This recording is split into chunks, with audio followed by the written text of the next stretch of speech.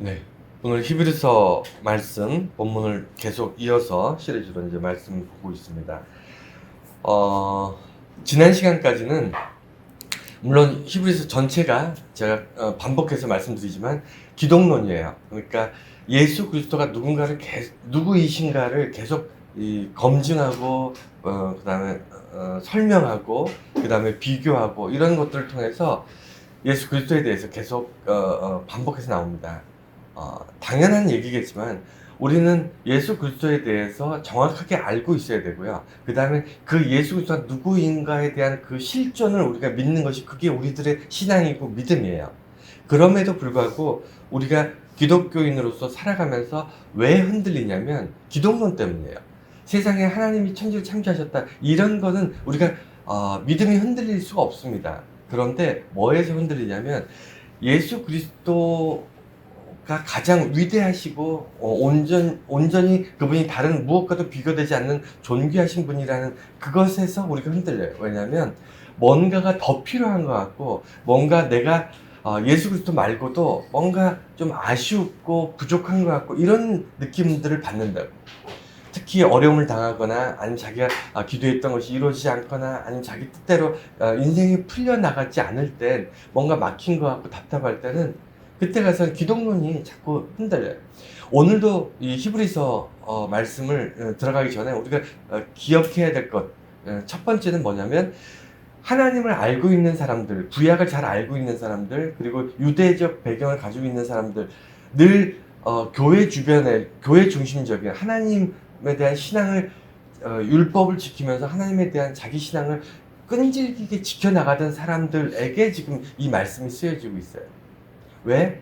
예수 그리스도에 대한 믿음이 흔들리고 있기 때문에. 그래서 배교가 일어나거나 아니면 이단이 되거나 이런 현상이 일어나기 때문입니다. 그래서 예수 그리스도에 대해서 그분이 얼마나 존귀하시고 그다음에 우리에게 참으로 참된 구원자이신가에 대해서 지금 역설을 하고 있는데 우리 지난 시간에는 누가 나왔죠? 예, 주로 천사라든가 이런 영적 세계가 이제 쭉 나오잖아요. 영적 세계, 이스라엘 사람들이 그렇게 의지하고 그다음에 좀 뭐랄까 좀 두려워할 만한 그런 존재, 영적인 천사라든가 이런 것과 예수 그리스도를 비교했어요. 그러니까 천사보다 위대하신 분, 천사보다 뛰어나신 분으로 예수 그리스도를 이야기했다면 오늘 본문에 보면 모세가 등장합니다. 이 얘기는 뭐냐면 역사적으로 유대인들, 그 율법을 지키는 유대인들, 이스라엘에서 태어나서 자라고 죽어갔던 모든 유대적 배경을 가지고 있는 사람들에게 절대적으로 중요한 사람 한 명을 뽑으라면 1등이 누구냐면 모세예요. 모세. 구약 성경에 중요한 사람 많이 나오죠. 이스라엘 사람들이 여러 사람들을 기억하고 있을 겁니다. 제일 먼저 여러분 잘 아시다시피 아브라함, 믿음의 조상이죠. 그러니까 이스라엘 민족의 태동, 아브라함의 자손들이 히브리인이 됐다가 그다음에 이스라엘 민족이 됐다가 유대인이 되는 그 모든 과정을 통해서 아브라함이 선조예요. 하나님이 불러서 택한 백성의 시초인 아브라함. 이스라엘 사람 중에 아브라함이 엄청나게 중요한 사람입니다. 두 번째는요, 다윗도 아니에요. 이스라엘 사람이 영원토록 꿈꾸고 있는 게 뭐냐면 다윗 왕조 같은, 다윗 왕이 다스렸던 그 시대 같은 세상이 왔으면 하는 게 이스라엘의 꿈이에요.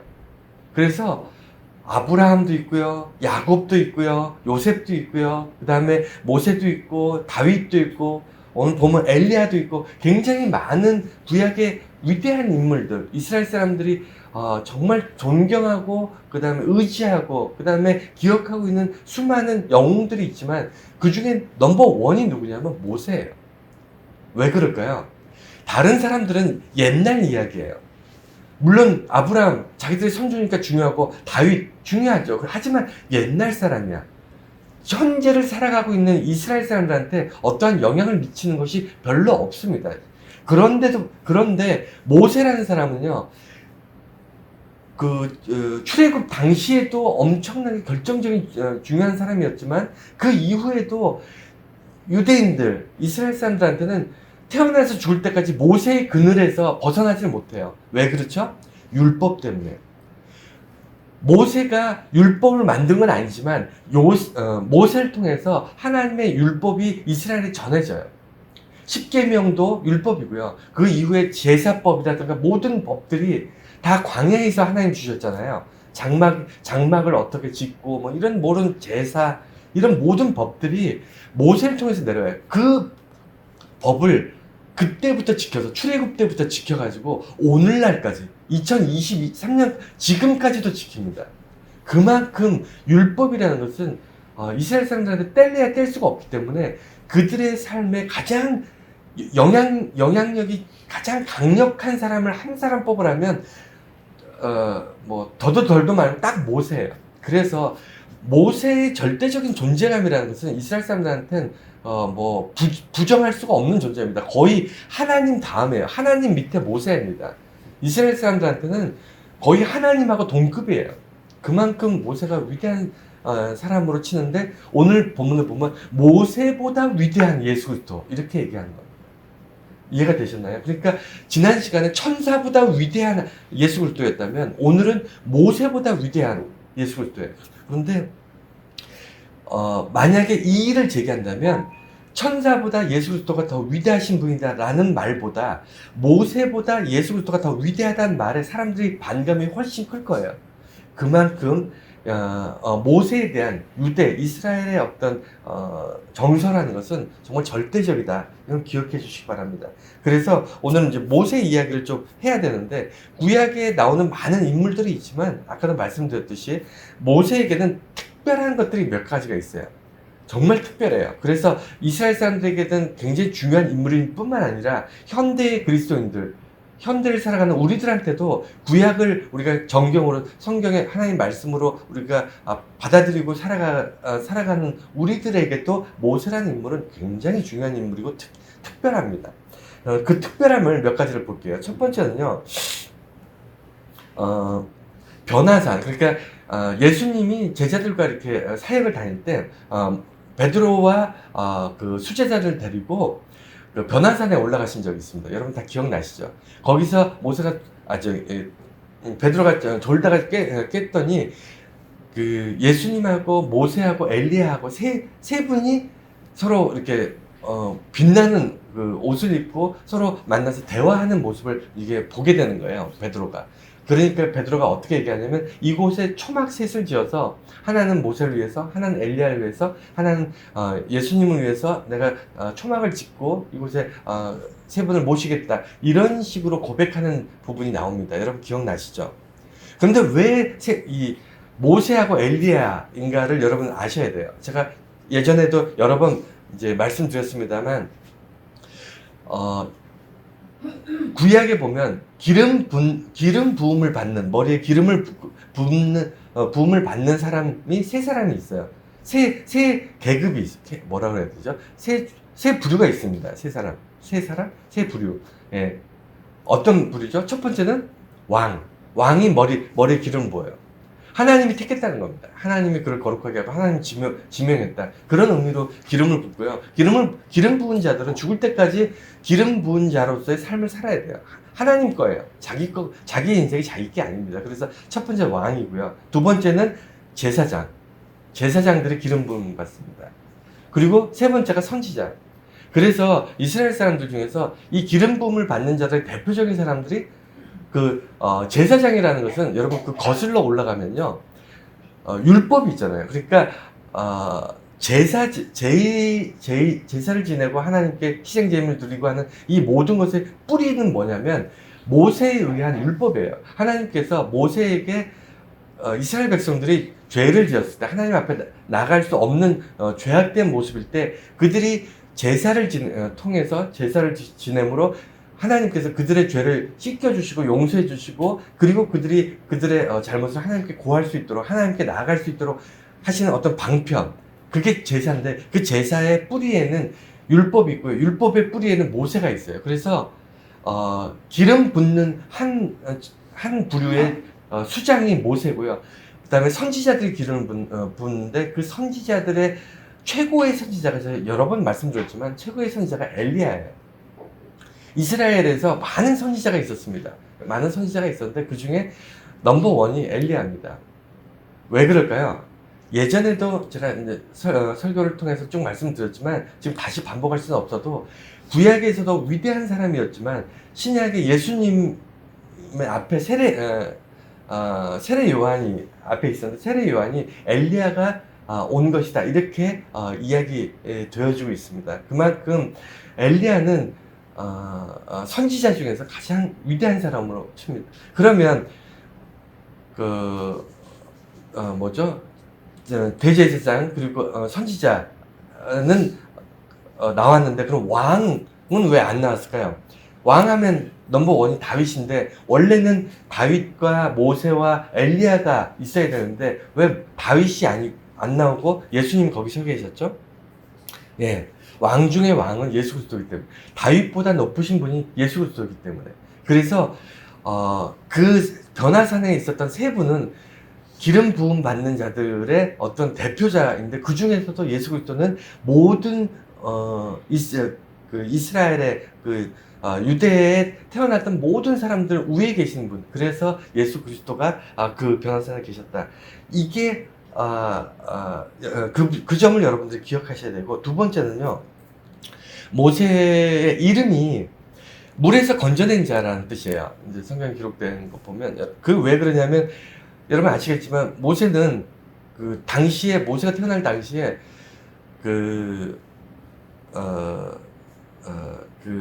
애굽의 히브리인들이 너무 많아졌어요. 그러니까 종이었던 히브리인들이 숫자가 너무 많아졌습니다. 그러니까 통치하는 사람 입장에서는 이게 사람이 많아지면 노예나 이런 사람들이 많아지면 힘들어요. 그것도 자기 백성도 아니고 이방 백성이잖아요.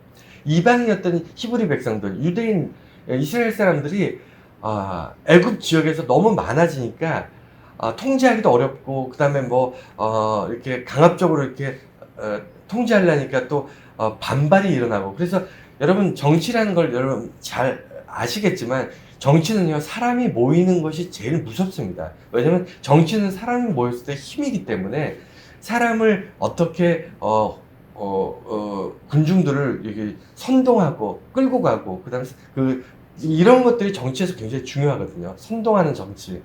어쨌든 간에 그래서 애굽 지역에 사람이 많아지니까 히브리인들이 많아지니까 바로 왕이 어떻게 명령을 내리냐면 산파들 그러니까 애를 받아내는 사람들 옛날에 지금 산부인과 가지만 예전에는 다 아기를 받는 걸 전문적으로 직업으로 하는 사람들이 있었거든요.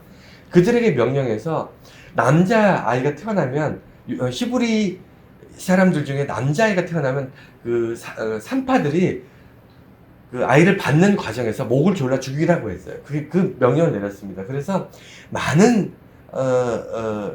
어린 아이들이 학살을 당합니다. 예수님께도 그랬죠. 예수님 태어나시고 나서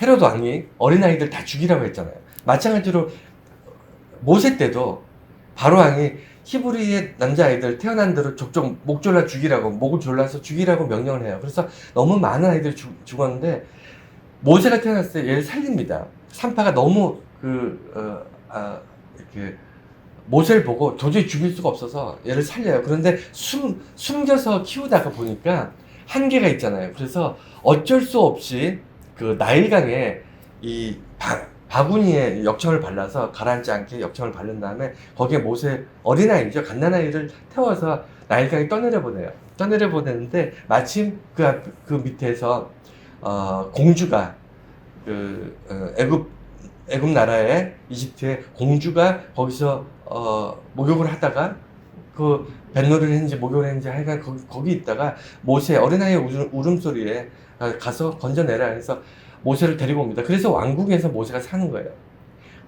그 모세가 그래서 이름이 모세인 거예요. 물에서 건져냈다는. 여러분 제가 지난주에 말씀드렸죠. 구원에 대해서 말씀드렸는데 성경에 보면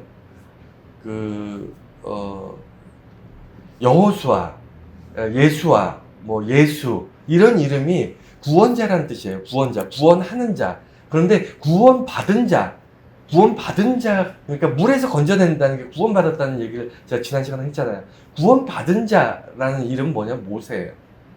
여러분 그래서 우리가 모세라는 사람을 볼 때 그 사람의 인생을 보면요, 정말 하나님의 특별한 이 건져내심, 특별한 은사가 있었고, 갓난아기 때 죽었어야 정상이었던 애를 평생 120이 될 때까지 정말 하나님께서 건져내셔서 평생 하나님의 일을 시킨, 하나님의 방식대로 살게 하신 그런 사람이 모세입니다.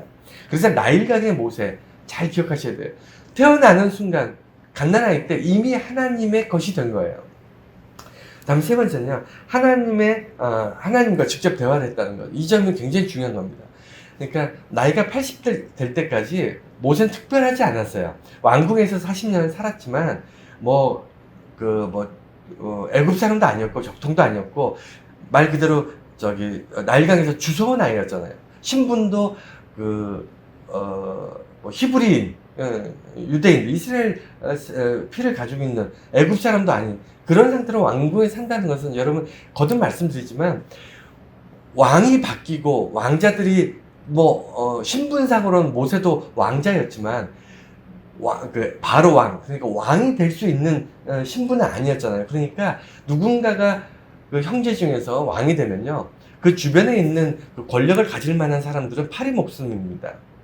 모세도 왕궁에서 계속 살았으면 죽었을 거예요, 틀림없이. 그런데 40까지 왕궁에 살다가 또 도망이 나와요.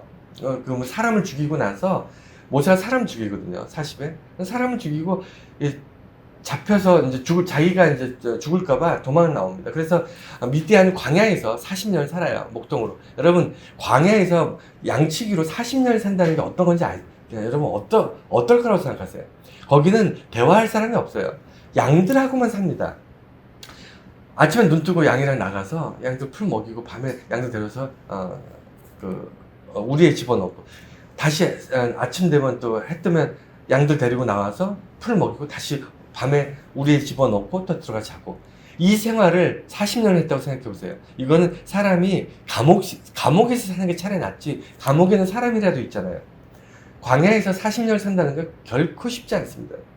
그런데 그 생활을 보내고 나서 하나님이 부르잖아요, 모세를. 이스라엘 사람들 출애굽하기 위해서, 히브리인들을 출애굽하기 위해서. 히브리에 대해서 말씀드릴게요. 히브리라는 말 자체가 유대인이라든가 이스라엘이라든가 이런 나라나 민족을 얘기하는 게 아니고요, 계층이에요. 히브리 계층입니다. 종이라든가 아니면 노예라든가 아니면 아주 낮은 계급에 있는 그런 부류, 정말 사회 밑바닥에 있는 가장 힘들고 각박한 인생을 살아가는 사람들, 무엇인가 소유를 가질 수 없는 사람들, 이런 어떤 가장 사회 안에서 가장 낮은 계층의 사람들을 히브리인이라고 했어요. 거기에 유대인들이 대부분 속해 있고요, 이방인들도 히브리 계층에 많이 속해 있었습니다. 그래서 출애굽할 때 이스라엘 사람은 나오지 않았어요. 꽤 많은 이방 민족들도 나왔습니다. 왜냐하면 그들도 히브리 계층이기 때문에. 어쨌든 그래서 히브리 사람들이 출애굽을 시키기 위해서 하나님께서 모세를 부를 때, 여러분 잘 아시잖아요. 그 떨기나무, 불꽃이 타는 그 떨기나무를 통해서 하나님께서 모세에게 직접 말씀을 하십니다. 모세야, 모세야, 이렇게 부르시고, 하나님께서 직접 얘기하시잖아요. 너가 출애굽을 해야 되겠다. 그러니까 모세가 어떻게 하죠? 감히 하나님한테 못하겠다 그러잖아요. 원래는요, 하나님과 대화를 한다는 자체가 불가능하고요, 하나님의 모습을 본다는 것, 아니면 하나님의 어떤 우리가 예배 때 그런 얘기, 기도할 때 그런 고백하지 않습니까? 하나님의 그 모습이 이곳에 임재하시길 원한다고 그렇게 기도하잖아요. 그 임재라는 것이 굉장히 중요해요. 왜냐면 우리는 하나님의 얼굴을 볼 수 없습니다. 예를 들어 생각해 보세요. 여러분 눈앞에 태양이 있다고 태양을 볼 수 있을 것 같으세요?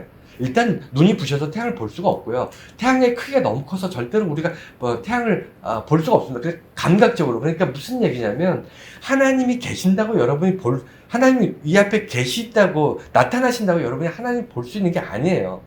우주를 우리가 매일 보지만 우주를 여러분 보고 있다고 생각하십니까? 아니에요. 우주의 극히 일부를 보면서 우주를 보고 있다고 착각하고 있는 겁니다. 마찬가지예요.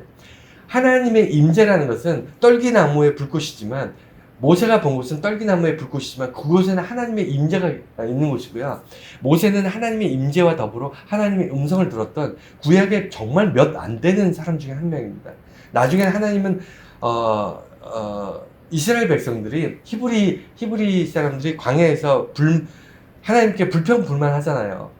모세가 이방 여인을 아내로 삼고 어떻게 이럴 수가 있습니까 하고 하나님께 막 불평불만할 때 하나님이 이스라엘 백성들한테 뭐라고 얘기하냐면 너희들과 모세는 아예 다른 존재다 이렇게 얘기하세요. 모세는 나랑 1대1로 얼굴과 얼굴을 맞대고 직접 대화하는 그런 존재다. 너희들하고는 근본적으로 다르다. 이렇게 하나님이 모세의 편을 들어주세요. 그만큼 모세는요, 특별한 인생을 살았고 삶 자체가 우리하고는 비교가 안 되는 존재입니다. 이해가 되시죠? 하나님과 직접 대화를 했다니까요. 지금도 뭐 하나님과 대화한다는 사람들이 있는데 10중 8구 가짜입니다. 사입이에요. 하나님과 직접 대화했다. 어젯밤에 뭐 하나님께 물어보고 하나님이 이렇게 대답하셨다. 이런 얘기하는 사람의 100이면 100 다 이단들이거나 사입이거나 아니면 교주거나 그런 사람들이에요. 하나님은 현대에 절대로 우리들에게 개별적으로 대화하시지 않으십니다. 구약에도 그런 사람이 거의 없어요. 거의 없습니다. 그래서 직접 대화한 사람이 없고, 네 번째는요, 아까 말씀드린 것처럼 율법이라든가 아니면 십계명, 그 다음에 제의, 모든 이스라엘의 삶의 모든 것들을 시작했어요.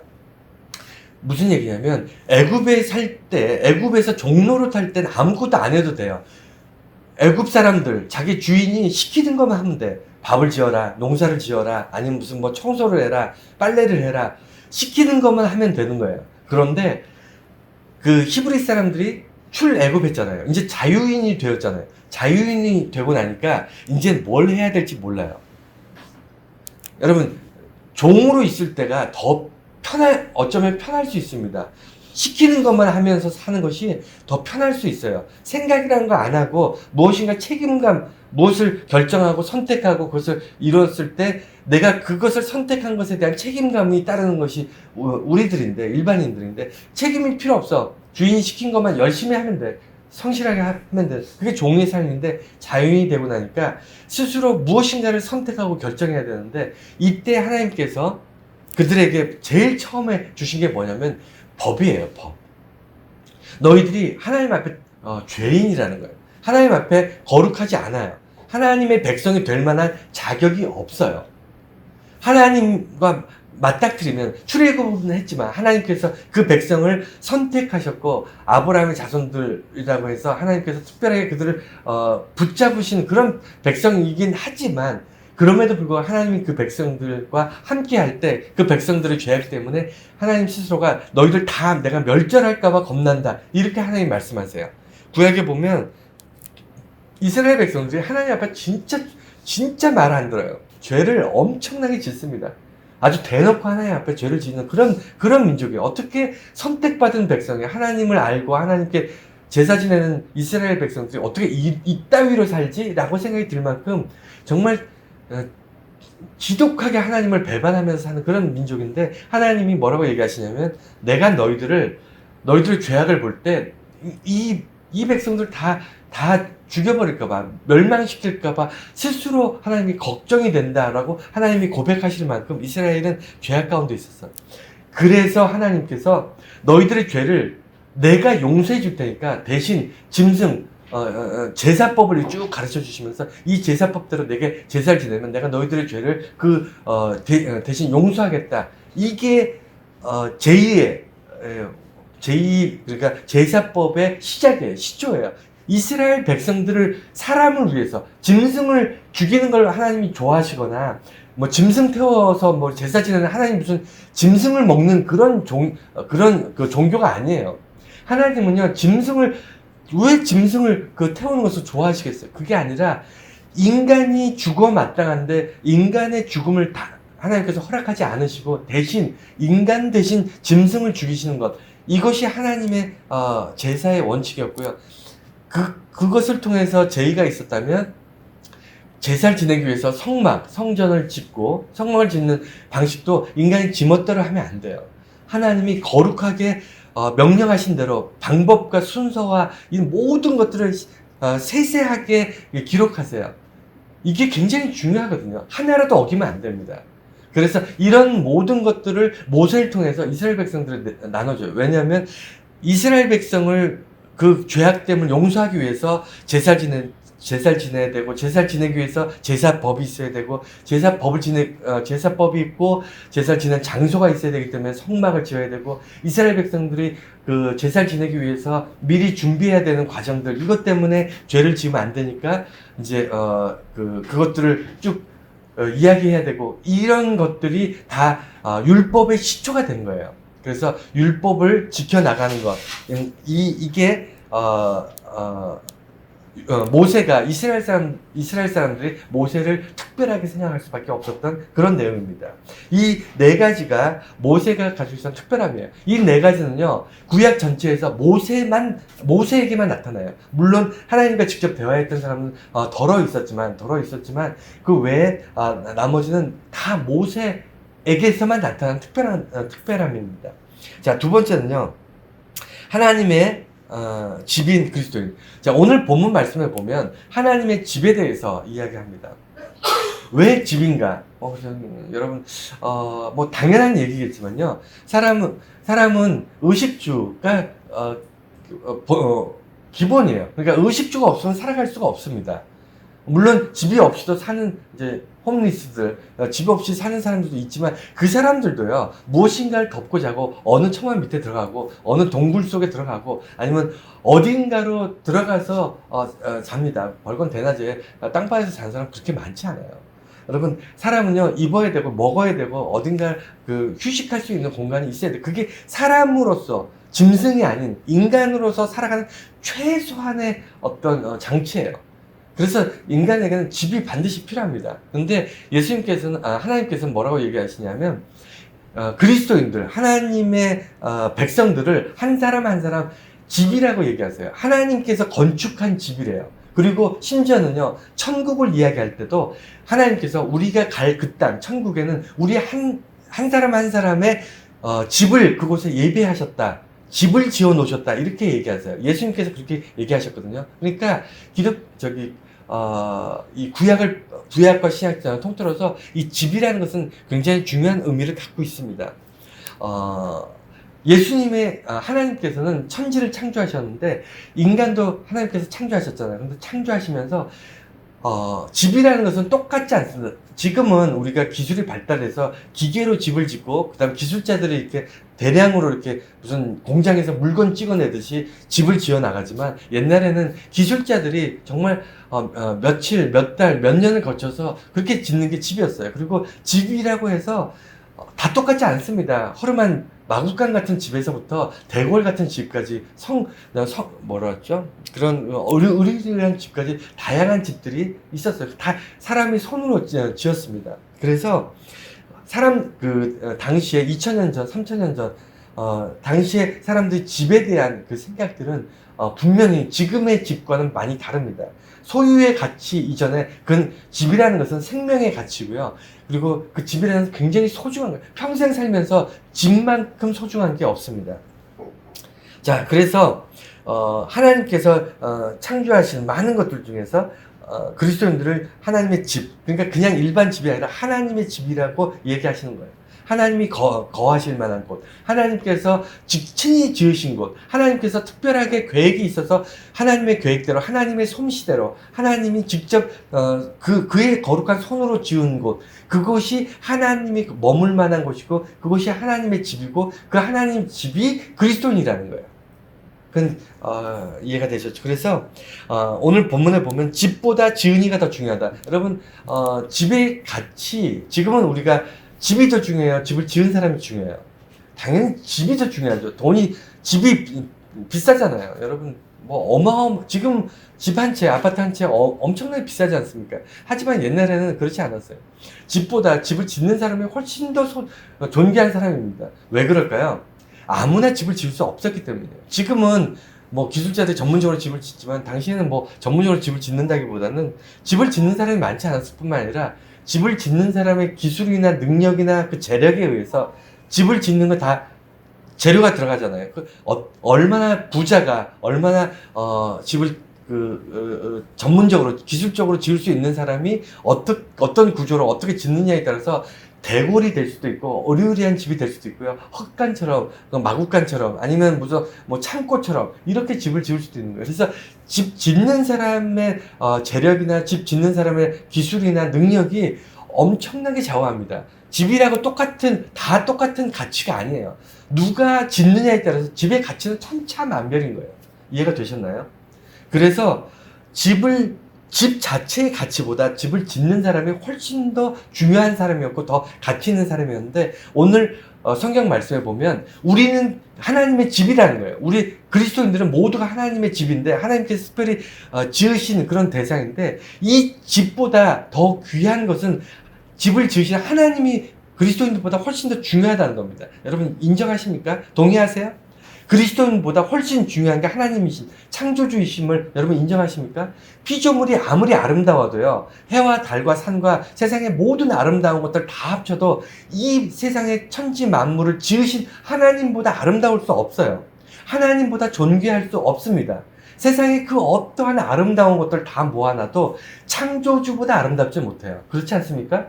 그런데 오늘 성경 말씀을 보면 하나님의 집에 이것을 맡은 자가 있다는 거예요. 그러니까 하나님의 집에는 종이 있고요, 아들이 있어요. 오늘 말씀이 이거예요. 그러니까 모세는 종이었다는 거예요. 하나님의 집을 관리하는 관리인이었어요. 종이었어요. 하나님의 집을 청소하고 관리하고 하나님의 집 주변에 허름하거나 무너지거나 이렇게 망가진 거 있으면 고치고 이게 종이 하는 일이잖아요. 그래서 하나님 집이 우리들을 관리하고 조절하는, 그러니까 섬기는 이 종의 역할을 모세가 했다면 아들이 있어요. 아들은 뭐냐면 창조주의 아들이에요. 집 지은 사람의 아들이에요. 집을 지은 사람의 아들이기 때문에 집의 모든 소유권이 그에게 있어요. 아들에게 있는 거예요. 이해가 되셨나요? 그게 지금은 우리가 쉽게 이해가 안 되지만 예전에는 그랬어요. 그래서 하나님의 아들인 예수 그리스도가 그리스도인들, 오늘날 우리들을 포함해서 예수를 믿고 하나님을 믿는 모든 사람들의 소유권, 그러니까 주인으로서 주인의 아들로서 예수 그리스도가 우리의 소유권을 가지고 계시는 겁니다. 그래서 집을 지으니가 훨씬 중요하다, 이 말씀과 또 두 번째는요, 집 이야기를 하면서 이거 하나를 좀 짚고 넘어가려고 그러는데 이건 좀 별개의 이야기일 수 있는데, 여러분 가끔 살면서 똑같은 하나님 집인데 예수를 믿고 교회를 다니고 믿음을 갖고 사는데 나는 하나님마다 잘 안 되고 어렵고 나는 몸이 아프고 나는 사회적으로 인정받지 못하고, 저 사람은 똑같이 교회 다니고 하나님 믿고 하는데 이 사람은 하는 일 잘 되고 사업에 성공하고 세상적으로 되게 유명하고 하나님마다 잘 되고 기도하는 거 다 이루어지고 왜 나와 저 사람 다르지? 나는 기도를 안 해서 그런가? 믿음이 약해서 그런가? 나는 신앙생활을 제대로 못해서 그런가? 하나님 나를 잊어버리셨나? 저 사람과 나를 왜 편애하시지? 저 사람은 왜 하는 것마다 잘 되고 나는 안 되지? 여러분 이런 생각 해보신 적 있나요? 전 자주 해요. 전 자주 합니다. 왜 하나님의 똑같은 백성이 아닌가? 왜 하나님의 아들 중에서 똑같은 하나님의 아들이라고 얘기하는데 저 아들은 하는 것마다 잘 되고 저 아들은 왜 하는 것마다 안 되지? 여러분 이런 생각 해보신 적 있으세요? 저는 그런 생각 자주 합니다. 하는데 여러분 반드시 기억해야 될 것은 뭐냐면요, 명품을 만드는 명장들이라고 있잖아요. 여성분들이 좋아하는 핸드백이라든가 아니면 남성들이 좋아하는 무슨 자동차라든가 아니면 이런 거 보면 핸드메이드, 손으로 만든 사람 중에서 오랜 숙련된 30년, 40년, 50년 동안 하나만 한 사람, 제가 알기로 한국에 세계적인 이 칼 만든 사람이 있더라고요. 저는 몰랐는데 이 사람 칼은요, 독일, 일본 다 합쳐도 이 사람 칼이 제일 좋아요. 이게 단언컨대 이 사람이 정말 명장 중에 명장이에요. 그래서 그 사람 칼을 써본 사람은 한국 사람, 여러분 잘 모르시죠? 한국 사람인데 이 사람 칼이 거의 전량 수출돼요. 대장장이에요, 대장장이. 근데 지금 칼들 다 중국이나 이런 데서, 인도나 이런 데, 동남아 이런 데서 수입되기도 해서 저렴하잖아요. 싼데 그 사람 칼은 비싼 대신에 다 대장장이가 두드려가지고 만든 칼인데 어마어마하게 좋다고 합니다. 써본 사람들이 다 막 그렇게 얘기하는데, 명장은요 절대로 짝퉁을 만들지 않아요. 아무리 뭐 이렇게 대충 만들고 싶다거나 아니면 뭐 명품만 만드는 사람이요. 명품만 만드는 사람이 어쩌다 한번 가짜나 짝퉁이나 아니면 뭐 허름한 거나 별 볼 일 없는 거 이런 거 만들어서 싸구려로 싸게 많이 만들어서 대량으로 해서 돈이라도 좀 벌어야지. 여러분, 명장이 이렇게 만들 거라고 생각하십니까? 그런 명장이 아니에요. 명장은요, 목에 칼이 들어와도요, 가짜나 짝퉁이나 퀄리티가, 품질이 떨어지는 걸 절대로 만들지 않습니다. 자기의 명성이 깎여버리기 때문에요. 차라리 굶으면 굶었지, 밥을 안 먹고, 밥을 안 먹으면 안 먹었지, 굶으면 굶었지, 절대로 허름한 퀄리티의 물건을 만들어서 시장에 내놓지 않아요. 명장은 그렇습니다. 이해가 되시죠? 이해가 충분히 되시죠? 하나님 그래요. 여러분, 절대로 하나님께서 하나님 친히 만드신 하나님 집이, 어떤 집은 정말 잘 지었고, 어떤 집은 후지고, 이렇지 않습니다. 하나님이 만드신 모든 하나님의 집은요, 최소한, 물론 성격이 다르고, 상황이 다르고, 뭐, 그럴지 몰라도, 명장이 만들었기 때문에요, 최소한 명품이에요. 이해가 되십니까? 여러분들 한 사람 한 사람은요, 절대로 하나님이 포기할 만큼 별 볼 일 없이 대충 만든 사람은 아무도 없다는 거예요. 하나님께서 집을 짓는 마음으로, 집이라는 건 그냥 뚝딱 만드는 게 아니잖아요. 꼼꼼하게 구석구석 다 세심하게 봐야 되는데, 하나님의 명품은, 하나님께서 만드시는 집들은요, 하나같이 위대한 명품에, 왜냐면 만드시는 분이 명장이기 때문에 그 부분을 좀 기억하시고 넘어갔으면 좋겠습니다. 하여간 그래서 하나님의 집인 우리 그리스도인들, 이것을 이제 오늘 본문의 핵심은 뭐냐면, 하나님의 집이 덩그러니 지어놨으니까 끝나는 게 아니고요, 여기에는 소유와 관리가 있다는 거예요. 소유와 관리. 하나님이 집을 지으셨어요. 그래서 우리가 거기 들어가 삽니다. 이 집이 내 거가 아니고 하나님이 지었잖아요. 지은 사람 거예요. 이해가 되시나요? 지금은 돈 주고 사고 뭐 이렇게 거래를 하지만, 예전에는 지은 사람 거예요. 지은 사람이 자기가 돈을 들여서 집 재료를 사고, 그 다음에 인부를 돈 주고 사고, 뭐 이렇게 집을 짓는 사람이 다 지불을 해요. 다 지불해서 이렇게 지어라 저렇게 지어라 뭐 다 지시하고, 그래서 짓습니다. 그래서 집을 짓는 사람이 소유권을 가지고 있어요. 거기서 사는 사람이 소유권을 갖는 게 아니라. 그래서 집을 짓는 게 하나님이고, 사는 건 우리예요. 근데 하나님이 집을 지었는데, 그 집을 짓고 나서 그 집에 대한 관리와 소유, 두 가지 문제가 생겼는데, 관리는 누가 하냐면 종이 합니다. 소유는 아들이에요. 똑같은 그리스도인으로 우리가 이 땅에 살지만, 우리는 누구 것이냐면 하나님 것이고요, 예수 그리스도가 우리의 주인이에요. 하나님이 지으셨기 때문에, 하나님이 창조하셨고, 하나님이 우리를 구원하셨고, 하나님이 우리를 자녀 삼으셨기 때문에 우리의 소유권은 하나님께 있고요, 하나님의 아들 예수 그리스도가 우리의 주인이라고 얘기하는 겁니다. 하지만 우리를 돕고 우리에게 도움을 주는, 즉 하나님의 백성의 종으로 살아가는 사람들이 있어요. 기름 부음 받은 사람들, 하나님께서 특별히 섬기라고, 도움을 주라고 택하신 백성들이 있습니다. 이스라엘 사람들 중에는 레위인이 그렇고요, 선지자들이 그렇고, 왕들이 그렇습니다. 그래서 기름 부은 사람들, 특별히 기름 부은 사람들은요, 절대로 자기를 위해서 이스라엘 백성들에게 명령하거나 그러면 안 돼요. 아무리 왕이라 그래도 그러면 안 됩니다. 이스라엘의 왕은 하나님이고요, 우리의 왕은 하나님이에요. 한 분 하나님이고요, 그 외에 모든 기름 부음 받은 자들은 하나님의 집인 그리스도인들을 섬기고 보살피고 도우라고 있는 거예요. 그런데 모세는요, 종으로서 하나님께서 부르셨어요. 종의 특징은 제가 여러 번 설교했습니다. 소유가 없고요, 그 다음에 칭찬을 받지 않습니다.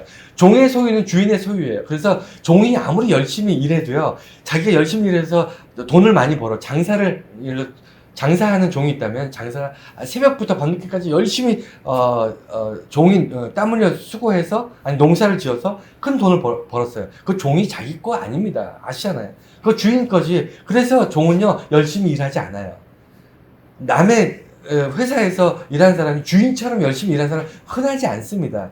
주인은요, 제일 먼저, 아무리 큰 회사라도 주인은 제일 먼저 나와서 회사 문 열고 제일 마지막에 문 잠그고 가는 게 그게 주인이고요. 그 사이에 정해진 시간, 정해진 양만큼 일하고 월급 받아가는 게 그게 직원이고 종이에요.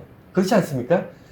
주인하고 종은요, 생각 자체가 아예 처음부터 달라요. 그래서 종의 특징은요, 절대로 자기의 소유를 주장할 수 없기 때문에 열심히 살지 않습니다. 최선을 다하지 않아요. 그리고 칭찬받지 않기 때문에, 그러니까 아무리 칭찬받을 만한 일이라도 주인이 시키지 않은 일을 하면 혼나요. 그게 종이에요. 아무리 잘한 일을 했더라도 나중에 주인이 보고 그건 뭐 내가 시키지 않았지만 잘했네 라고 칭찬할 수는 있지만, 종이 유일하게 칭찬받을 수 있는 거는 주인이 시킨 걸 잘했을 때 칭찬받고요. 대부분 종의 삶은요, 혼나는 게 종의 삶이에요. 시킨 거 제대로 못했을 때, 주인의 마음에 합할 만큼 이렇게 완성도 있게 일을 못했을 때, 대부분 종의 삶은요, 혼나는 거예요. 대부분 그렇지 않습니까? 종은요, 주인이 원하는 만큼 못해요. 인간이 그렇게 열심히 살지 않습니다. 자기 일처럼 하지 않기 때문에 종들은 주인이 자기들이 내가 했으면 이거보다 잘할 텐데 라는 생각을 항상 하게 됩니다.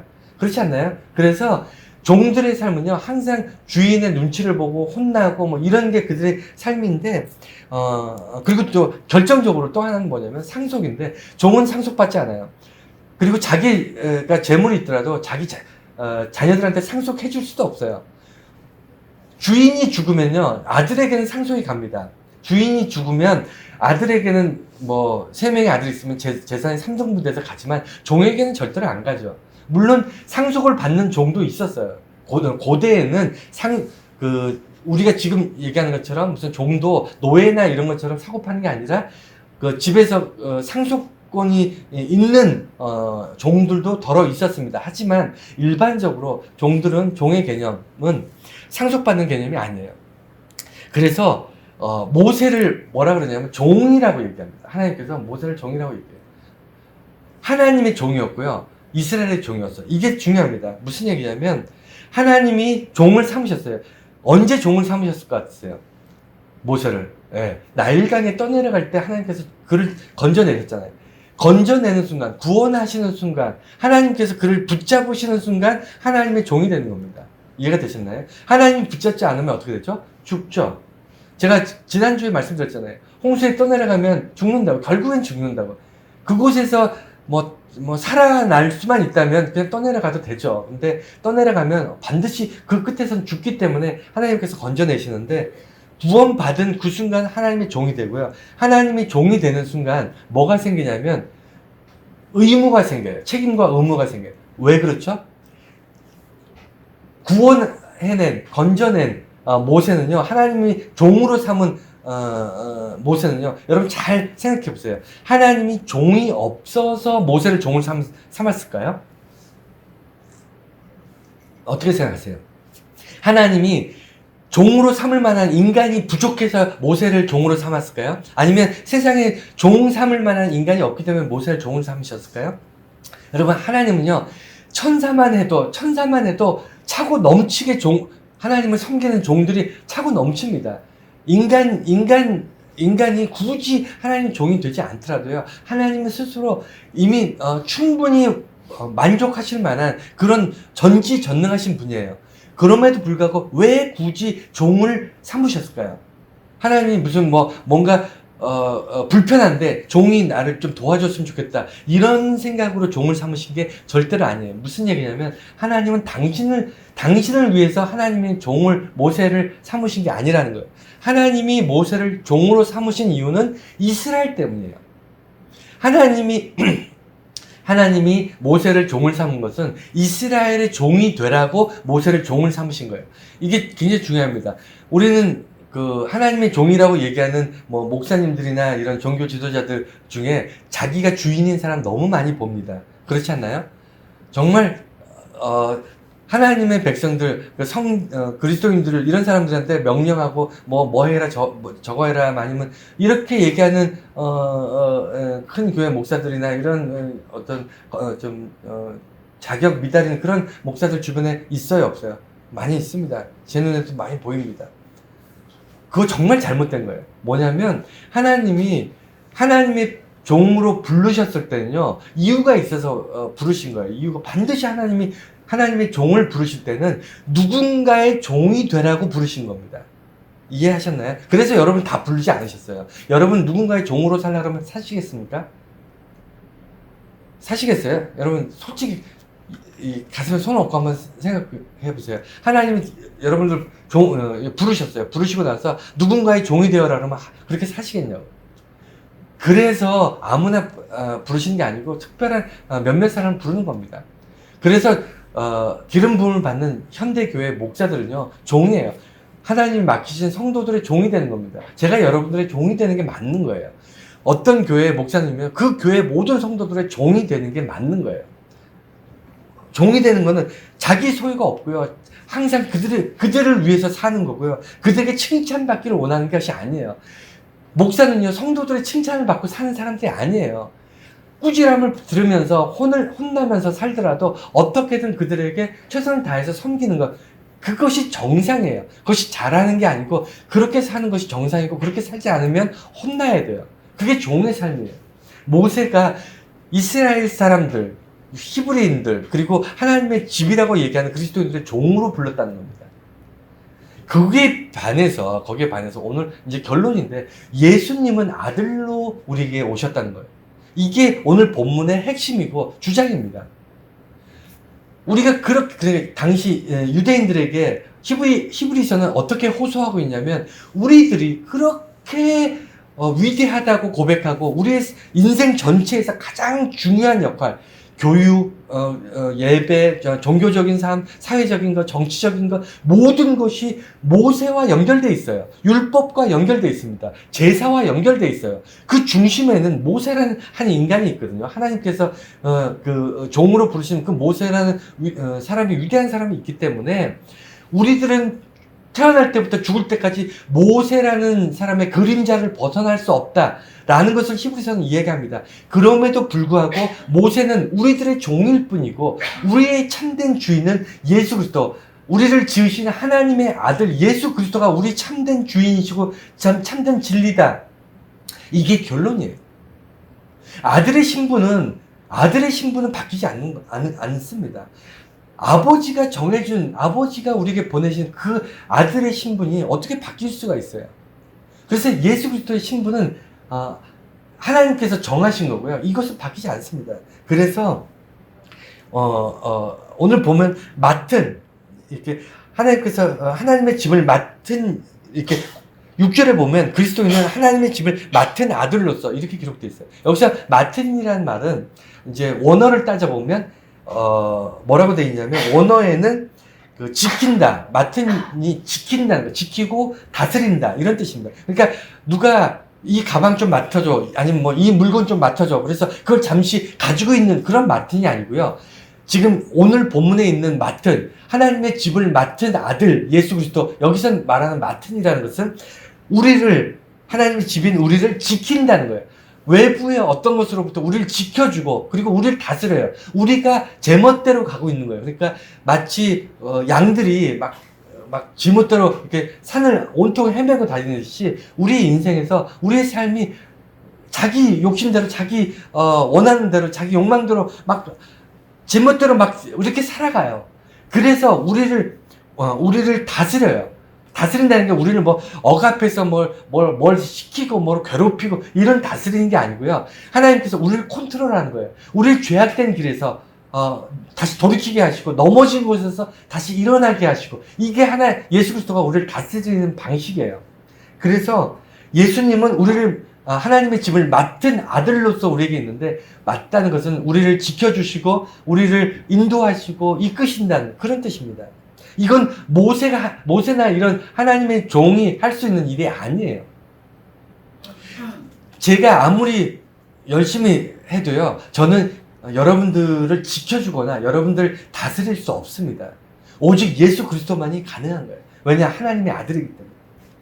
네. 그리고 이제 굉장히 중요한 본문이 6절에 있는데 거기에 어떤 내용이 나오냐면 우리가 하나님의 집으로서 계속 살아가기 위해서 반드시 기억해야 될 문장이 하나 나옵니다. 오늘 이게 결론이자 핵심이자 가장 중요한 말씀인데 이거를 잘 기억하셔야 돼요. 그러니까 우리를 지으신 분은 하나님 맞습니다. 우리는 인정해요. 고백해요. 믿습니다. 하나님은 우리를 지으신 분이시다. 그래서 우리는 하나님 집이다. 다 인정합니다. 모세는 우리를 돕는 종으로서 있지만 예수님은 우리를 지키시고 도우시는 하나님의 아들이다. 여기까지 다 인정해요. 그러나 정말 중요한 건 뭐냐면 그런 하나님의 집의 삶을 계속 유지를 해야 될 거 아니에요. 오늘만 살고 끝날 거예요. 여러분 그리스도인으로 오늘만 열심히 살고 그리고 이제는 다 잊어버리고 이제 세상 사람과 똑같이 살 겁니까? 아니잖아요. 그래서 예수 믿는 사람이 그리스도인으로서 그리스도인이란 말 이꼬로 하나님의 집인데 하나님의 집으로 사는 것 그리스도인으로 살기 위해서 이거를 기억하라는 거예요. 그게 뭐냐면 소망과 확신과 자랑을 끝까지 굳게 잡고 있으면 이렇게 기록되어 있어요. 그러니까 소망의 확신과 자랑을 끝까지 굳게 잡고 있으면 그리스도인의 집이다. 내가 하나님의 백성으로 영원히 살 수 있다. 이 이야기가 지금 이게 핵심이에요. 그런데 이게 얼마나 귀하고 정말 소중한 말씀이냐면 여러분 잘 기억해 보세요. 소망과 희망의 차이가 뭐죠? 제가 예전에 말씀드렸는데 자주 말씀드렸는데 소망과 희망의 차이. 희망은요 내가 바라는 거예요. 여러분 뭐 그런 거잖아요. 내가 부자가 됐으면 좋겠다. 이게 희망상이라 그러잖아요.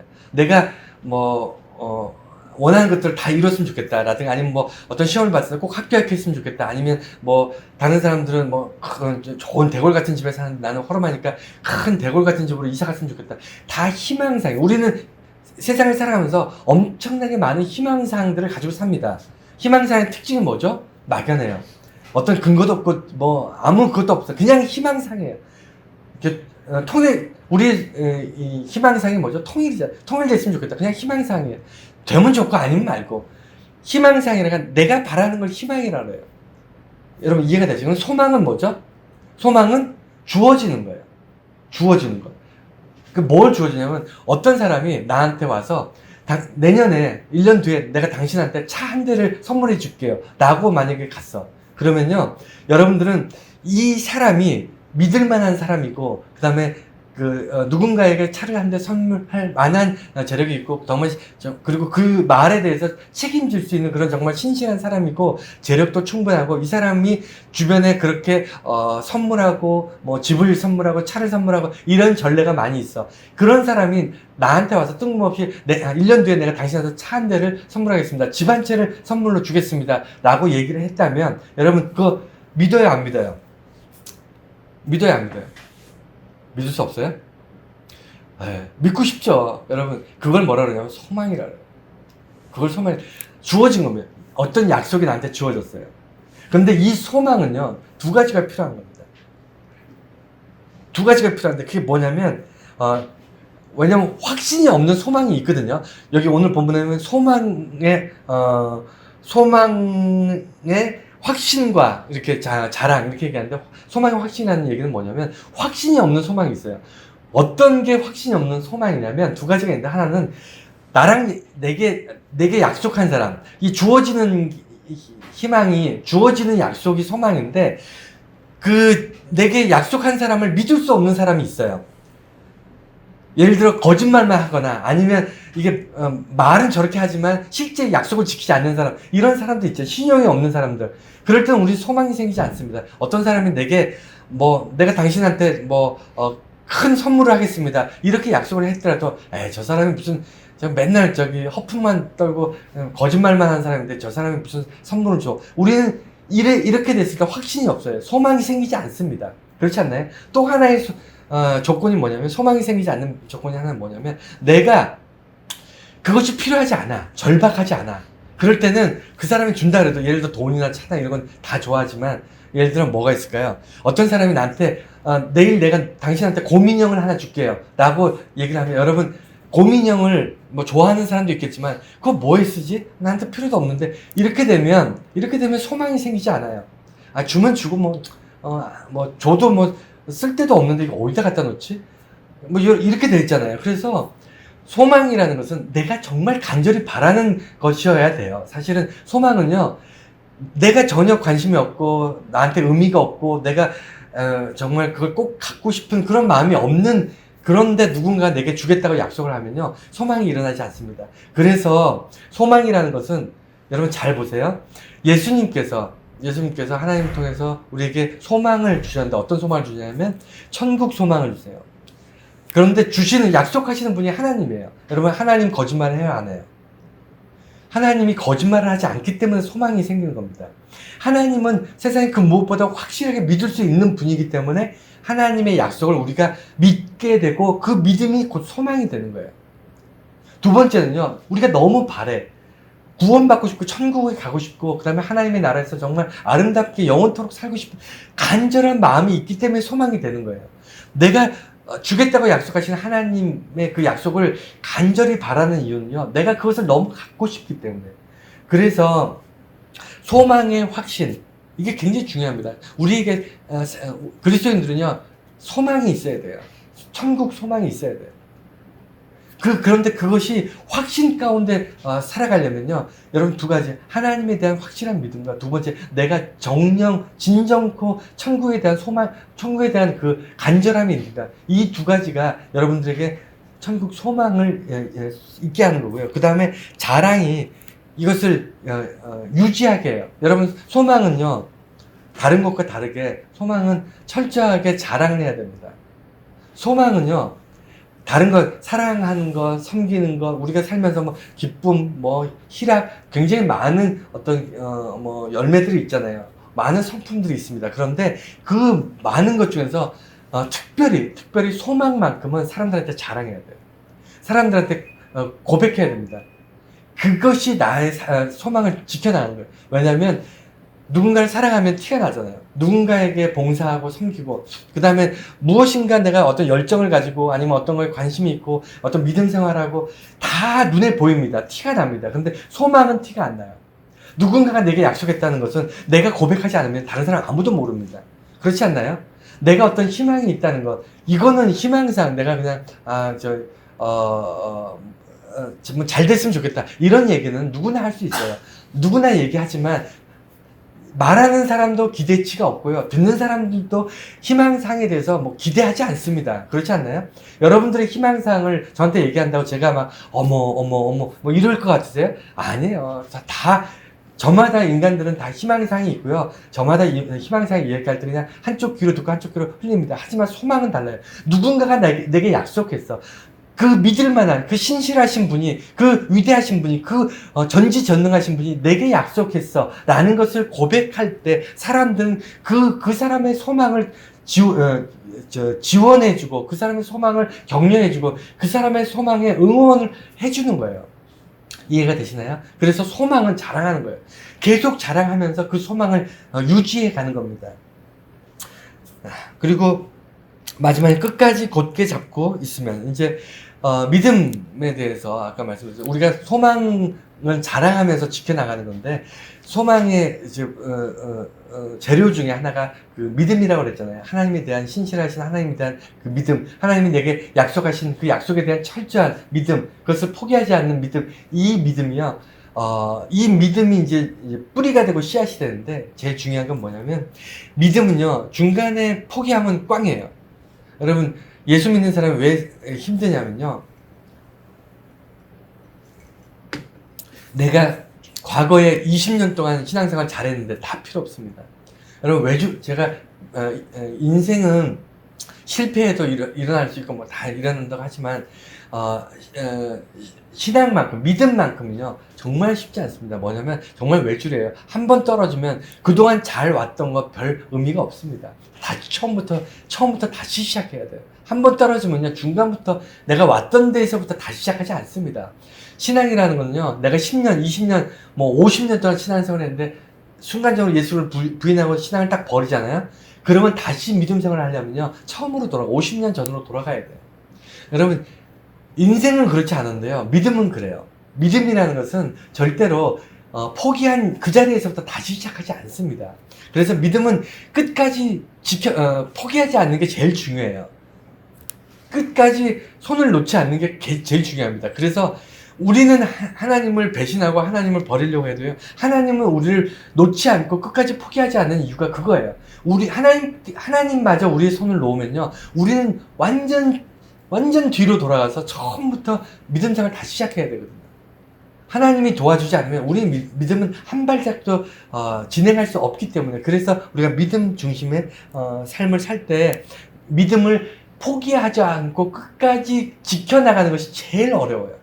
믿음은 크고 작음의 문제가 아니고요, 지속하는 게 제일 중요합니다. 믿음은 포기하지 않고 꾸준히 지속하는 게, 이게 제일 중요합니다. 오늘 말씀을 이제 정리하면, 여러분 오늘 좀 말씀 길었지만 그만큼 중요합니다. 예수 그리스도에 대해서 유대인들한테 모세보다 위대한 존재가 예수 그리스도다, 이 한마디면 끝나요. 근데 우리는 무려 1시간에 가까운 시간을 계속 설명하고 말씀을 전하고 했던 이유가 뭐냐면, 우리에게는 모세 같은 존재가 없기 때문에 그래요. 여러분, 함부로 훌륭한 목사님이라든가 훌륭한 선교사라든가 훌륭한 어떤 신앙의 선배들을 모세의 자리에 올리지 마세요. 여러분 인생에서 모세 같은 존재는 없습니다. 그럼에도 불구하고, 여러분들 비교 대상이 없는데도 불구하고, 그럼에도 불구하고 우리가 인생 전체에서 가장 위대한 분, 가장 정말 존귀한 분을 한 분 뽑으라면 여러분 인생에 예수 그리스도가 맞습니다. 그분과 좋게 비교될 사람이 없는 거예요. 왜냐하면 우리를 맡은 자이기 때문에, 우리를 지키시고 도우시는 분이기 때문에. 그것을 여러분 기억하시고 끝까지 믿음 잃지 않고 잘 달려가시기를 축원합니다.